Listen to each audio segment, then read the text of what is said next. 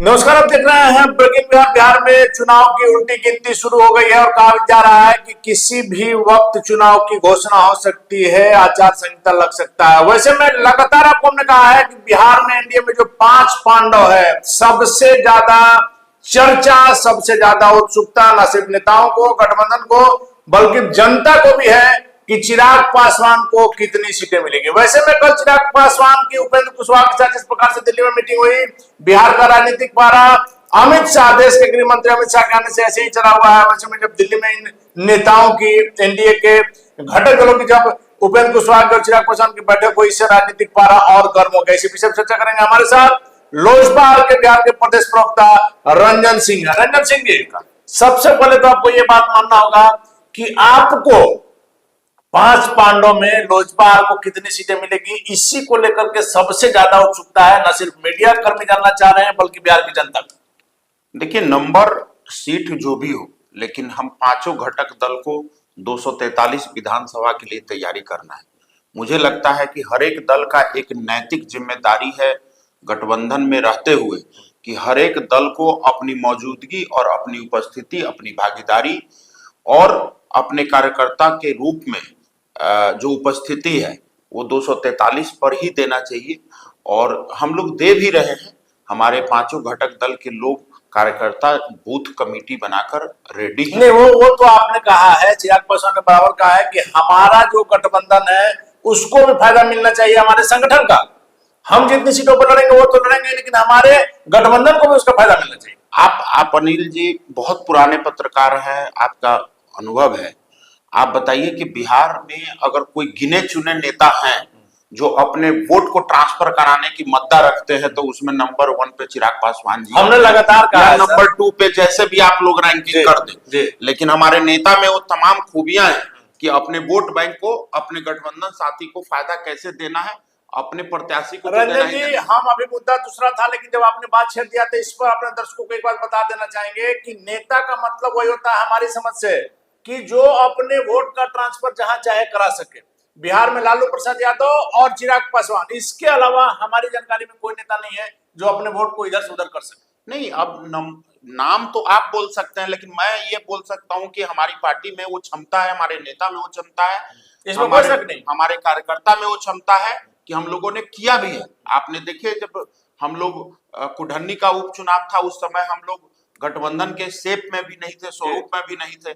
लेकिन आज माननीय मंत्री केदार प्रसाद गुप्ता जी को याद होगा कि आदरणीय चिराग पासवान जी और रवि किशन जी का सभा हुआ था। मैं वहां का प्रभारी था। मैं भी वहां था सर। और आप भी वहां मौजूद थे, आपके कैमरे गवाह हैं। हमारी वोट कैसे ट्रांसफर हुआ है। केदार प्रसाद यादव गुप्ता जी जीते भी हैं और आज मंत्री भी हैं माननीय। तो इस तरह के कई ऐसे किए हैं हम लोगों ने पीछे, हमारे नेता ऐसे। सर, कुढ़नी के अलावा आप मोकामा का भी उदाहरण दे सकते हैं, गोपालगंज का भी ले सकते हैं, लगातार हम लोग कई सारी चीजें हैं। लेकिन मैं ये कह रहा हूँ कि ये तो गठबंधन के शीर्ष नेता खूब जानते हैं कि हमारे नेता की अहमियत अगर नहीं होती, अगर इस तरीके का, तो जैसे चुनावी समर होता है एनडीए में, मांग अगर केंद्रीय नेतृत्व में अगर रहता है कि सभा हो, तो आदरणीय चिराग पासवान जी का रहता है। क्योंकि युवा में, महिला में जिस तरीके का चीजें हैं, तो निश्चित रूप से वो होता है। और हम लोगों का लक्ष्य भी यही है कि हम लोग गठबंधन में हैं तो मजबूत तरीके से हम लोग लड़े। और जो 225 का नारा हम लोगों ने दिया है, 225 लेकर। और ये स्वाभाविक सी बात है, 2010 के चुनाव अगर आप देख सकते हैं तो देख लीजिए। क्योंकि 2010 के चुनाव के बाद जितनी भी चुनावें हुई, वो चुनाव महज किसी रीजन बस आरजेडी को या महागठबंधन को फायदा हो गया, किसी रीजन से, किसी फैक्टर से। जैसे 15 के चुनाव में अगर नीतीश जी साथ नहीं आए होते तो तेजस्वी जी का सीट नहीं आया होता। 20 में अगर हम लोग एनडीए से बाहर नहीं लड़े होते तो तेजस्वी जी का सीट नहीं आया होता। तो एक्चुअल जो 2005 के बाद जो महागठबंधन का फिगर है वो 2010 ही है। मुझे तो लगता है 2010 की भी फिगर से कम है, क्योंकि जिस तरीके की रफ्तार एनडीए सरकार ने विकास का पकड़ा है। जब हम लोगों को बिहार मिला था तो नेशनल हाईवे 3000 किलोमीटर था, 6000 किलोमीटर हो गया। गंगा में 2 पुल हुआ करते थे, आज 8 पुल है। तो कहने का मतलब इस तरह के तमाम ऐसे विकास। आप पटना में जाएंगे, मुझे तो लगता है 15-20 साल पहले जो पटना आया होगा, अब आ पटना जाएगा आएगा तो तो पहचान भी नहीं पाएगा कि पटना वही पटना लेकिन है। लेकिन रंजन सिंह जी, कहा जाता है कि यदि बच्चा न रोए, छोटा बच्चा यदि न रोए तो माँ भी दूध नहीं पिलाएगी। अपना बोलना पड़ता है, अपना शो करना पड़ता है। इसी से रह रह के चिराग पासवान एक बयान दे देते हैं, बिहार का राजनीतिक पारा गर्म हो जाता है और फिर चिराग शांत हो जाते हैं कि मैं तो एनडीए के साथ हूं। और कभी कभी जो बयान आप याद कीजिए, पिछले दिनों जो लगातार चिराग पासवान का बयान आया था, इसी से हमने कहा कि सीटों को लेकर के सबसे ज्यादा चर्चा है आपकी। देखिए, मर्यादा में रहकर अगर इस देश में कोई भी नेता अगर मर्यादित होकर बोलने की, अगर एग्जाम्पल के तौर पे अगर आप देखिए, तो कोई भी नेता अगर सबसे ज्यादा मर्यादित बयान देता हो तो हमारे नेता आदरणीय चिराग पासवान जी है। उनमें से आते हैं, मर्यादित शब्दों का, मर्यादित सेंटेंस का पालन करते हैं और गठबंधन धन के मर्यादा का भी पालन करते हैं। लेकिन क्वेश्चन क्या है कि हमारे नेता में जो क्षमता है, जैसे कि आप समझिए कि मैं एक कार्यकर्ता हूं लोक जनशक्ति पार्टी का, मेरे में जो क्षमता है, मैं चाहूंगा ना मैं अपने 100% में अपनी पार्टी को दूं और जिससे हमारा पार्टी ग्रूम हो। तो उसी तरीके से गठबंधन धर्म में अगर कोई भी नेता की काबिलियत, उसकी सक्षमता, उसकी कार्यकुशलता, उसकी जो कार्य शैली होती है, जो उसकी लोकप्रियता होती है, उसका लाभ नेता भी चाहते हैं कि हम गठबंधन को दें। तो आज वो तमाम खूबियां हमारे नेता में है। मैं बतौर कार्यकर्ता बोल रहा हूं कि हमारे नेता में आज के डेट में नीतीश कुमार जी के बाद, जो नीतीश कुमार जी के विरासत में अब आगे आने वाली पीढ़ी में मुझे लगता है कि आदरणीय चिराग पासवान जी से बेहतर मुख्यमंत्री का चेहरा नहीं है।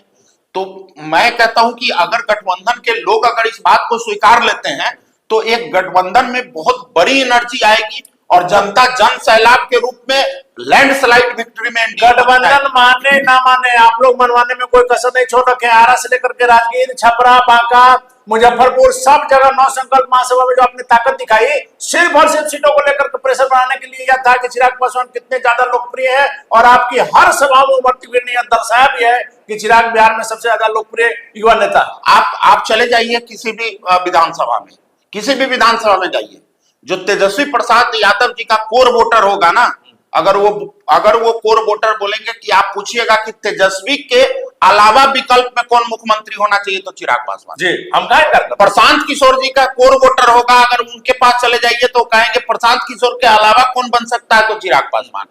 अगर आप किसी भी एनडीए में जाइए तो एनडीए में नीतीश कुमार जी के बाद कौन, तो चिराग पासवान। तो मैं ये कहना चाह रहा हूं आपको कि जब सर्वदल के वोटर, जो कोर वोटर है, उसके जो पसंदीदा उम्मीदवार अगर चिराग पासवान जी हैं, तो जनता की ये मांग है ना, जो तो हम कहा कर रहे हैं श्रीमान, हम यही करें कि तो जनता की मांग है, चिराग की ताकत से इनकार नहीं किया जा सकता है। तो एनडीए गठबंधन में क्यों नहीं वैल्यू दिया जा रहा? अगर चिराग पासवान को ज्यादा सीटें मिलेगी तो इससे एनडीए को फायदा होगा।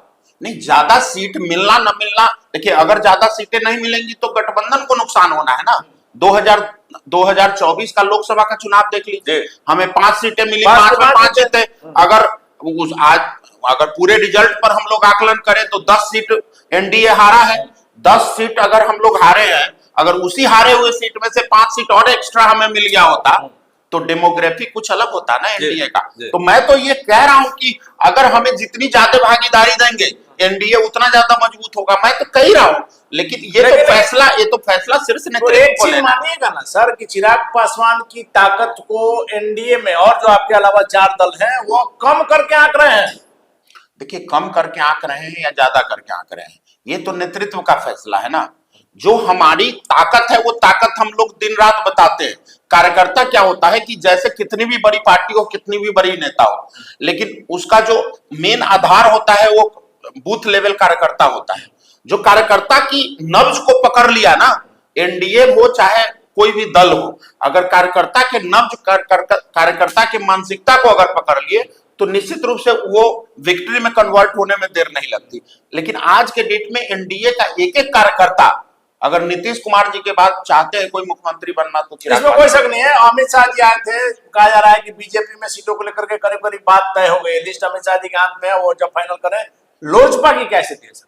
लोजपा की स्थिति जो भी होगी वो तो प्रेस कॉन्फ्रेंस में, ज्वाइंट प्रेस कॉन्फ्रेंस में बताई जाएगी। एनडीए का जो सेनेट पीसी होगा, हाँ, मिनिमम कितने सीट हो?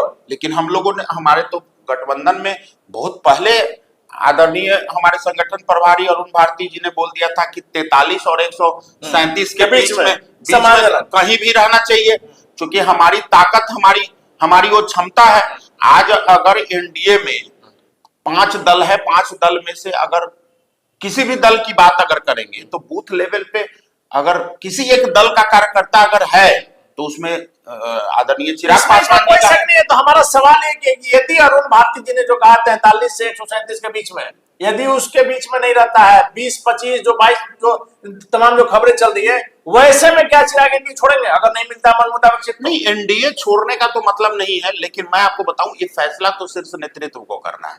लेकिन हमारी जो मांग है, हमारी जो चीजें हैं वो, हालांकि आदरणीय अरुण भारती जी ने क्लियर बोला कि भाई आप 43 से लेके 137 के बीच में हमको दे, लेकिन सीट की बातें तो शीर्ष नेतृत्व के जिम्मे है। देखिए हर कार्यकर्ता का, हर पदाधिकारी का अपना एक क्षमता होता है, गठबंधन धर्म का मर्यादा होता है। तो कितनी नंबर ऑफ सीट होंगी वो तो आने वाले दिन में बहुत ज्यादा दिन नहीं, हफ्ता 10 दिन में सब। लेकिन कल उपेंद्र कुशवाहा की और चिराग पासवान की मीटिंग हुई है दिल्ली में, इसको किस संदर्भ में लेना चाहिए?